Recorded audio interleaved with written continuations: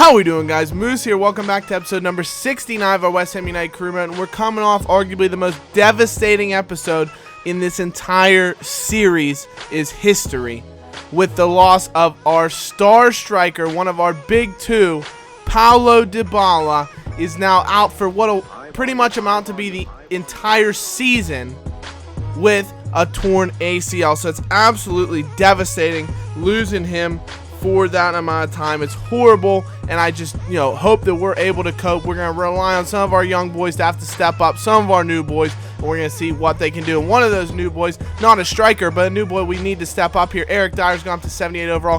Masana, our striker, is going to have to step up in the wake of Dybala's injury. Is about he's gone up to 74 overall now, looking very close to 75, so he's fantastic. And we do come into our second ever Champions League match, our first ever at the Bolin, and we're taking on PSV Eindhoven.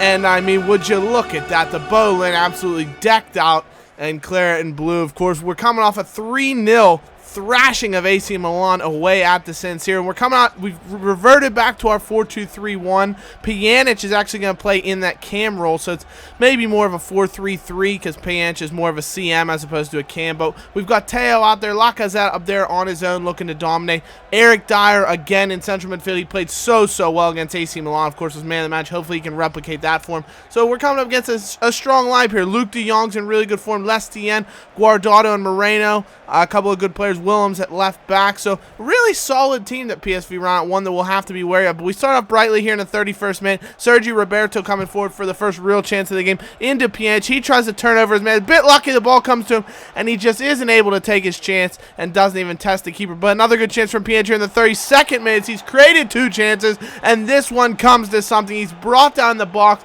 and you have to say, I thought it was very harsh on the PSV Eindhoven defender, De Vries, I don't know how to say it, but it looks to me like he gets a bit of the ball. He does completely clatter Pjanic down, spins him around, but it looks like he gets a bit of the ball first, so we are a bit fortunate. Lacazette to step up and take it and see if he can give us the lead, and he does. Alexander Lacazette, cool, calm, and collected at the penalty spot, and he's back on the score sheet again, so if he can keep up that form, maybe we won't miss Dybala too much. Who am I kidding? We're going to miss him an absolute ton. He's an absolute talisman for our team. He's so good.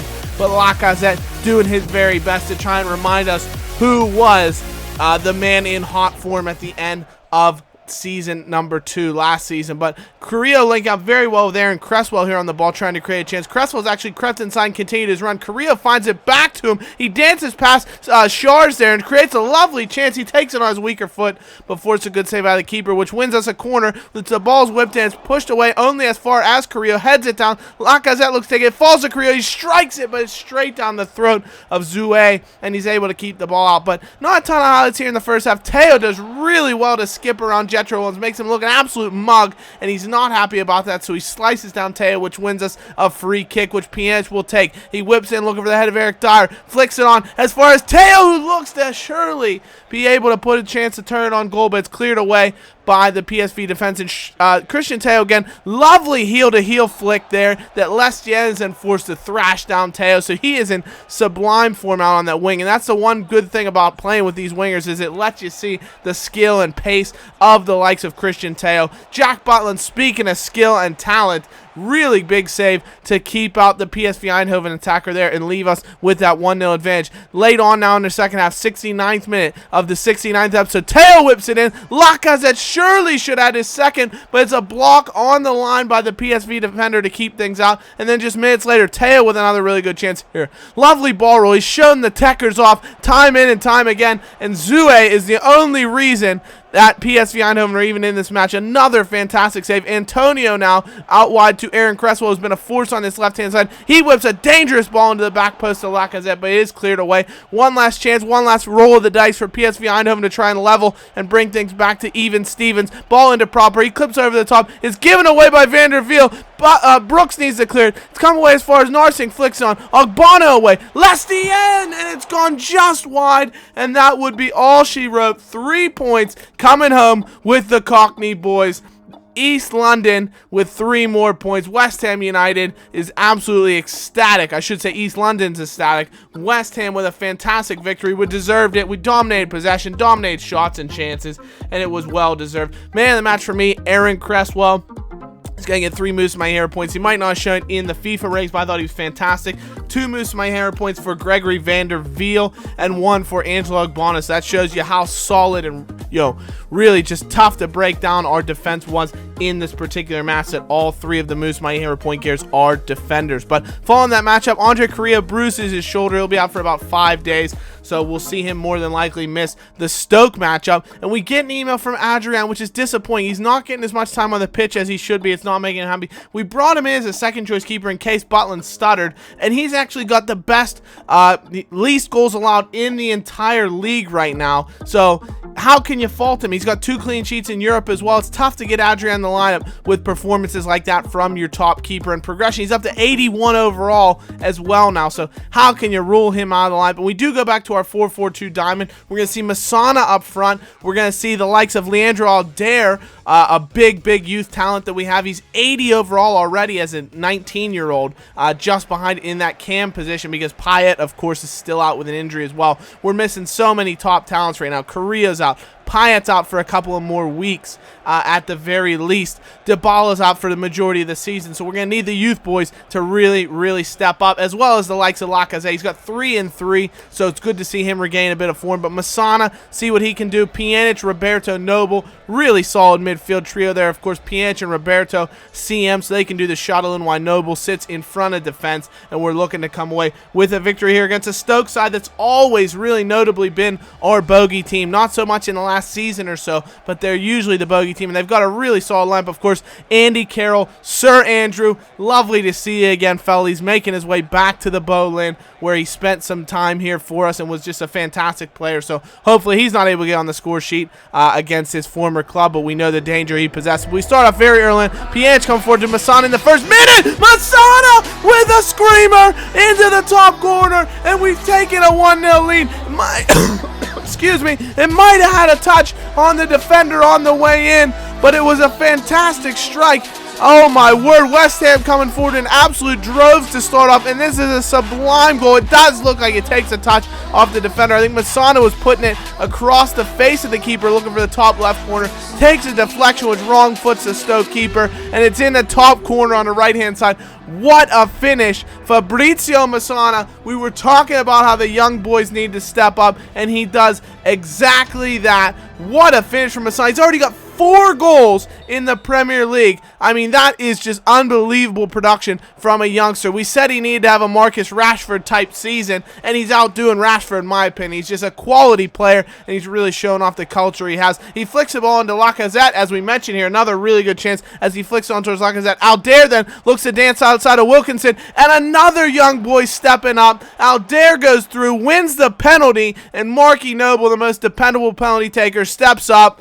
And it's in the top corner. Lovely penalty from the skipper, Mr. East London, the Cockney Perlo, Mark Noble. I mean, what a player. He's my idol.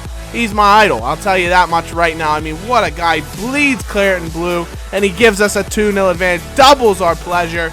Great finish from Marky Noble, and we do take that lead. No question about where he was putting that strike. He loves going top bins from the penalty spot, and he's so dependable with him. Great finish. The Cockney fans love it, and it's 2-0 to the good boys. Come on, you Irons. Mark Noble with his second in the Premier League, and we're up 2-0. And we look to triple our advantage here. Leandro Aldair doing really well, creating a chance. Aaron Cresswell goes through. Can he beat the keeper from the sharpest of angles? And it comes off the woodwork. Cresswell deserves a goal. He's been in fantastic form this season. He's probably the hammer of the year right now, the way he's been playing. But just was not to be. Lacazette with a chance now to triple our advantage again, but forces a really good save out of Kivrak in the 25th minute. And now 10 minutes later, Shaqiri with a corner here for Stokes. He whips in, looking for the head of Andy Carroll. We know how dangerous he is, but thankfully Butland's able to tip the ball over. Aldair now in the 45th minute lays on to Miralem Pjanic, and we're doing so well. The culture on the ball is fantastic. Masana, though, should have done so much better. Straight down the throat of the keeper, and we're not able to score. We hit them on the counterattack now. Aldair finds Lacazette through. Could this be the moment? Goes to strike it, and what a tackle that was by Wilkinson. Could have been sent off if he got another card, but Stoke with a free kick down. For some reason, Carroll's playing in. He's not even in the box. He finds Shaw across his head, but it doesn't test our main man, Jack Butland, who's been in such good form, and he's looking for yet another clean sheet. But alas, the less said about this, the better. Mark Wilson steals the ball off of Butland, completely ends his clean sheet, and this is just, I mean, it's poor football all around. Ogbonna gives it back to Butland. Butland gives it away. And that's all we have to say about it, because it doesn't end up hurting us. We come away with the win. Noble with the game-winning goal, the match winner, and we do pick up a 2-1 victory on the strength of our youngest player on the pitch and our oldest player on the pitch, Noble and Masana's goals. And really, it was just fantastic. 3 points man of the match for Aaron Cresswell yet again. 2 for Van der Wiel yet again, and 1 for Lacazette, who was very, very solid for me up top. But that's going to be it for this episode, guys. Let me know what you thought of the lineups. If you have any players you want to see get in the lineup, should Adrian get more game time, let me know in the comments below. But as always, be sure to leave a like if you're enjoying the career mode, as always, as we bang this out all the way until FIFA 17. Subscribe if you're new to the channel, and thank you so much, guys, for watching. We'll see you in the next episode. As always, I've been Moose. Take care. We'll see you guys soon. Bye-bye. Like we always do with this time.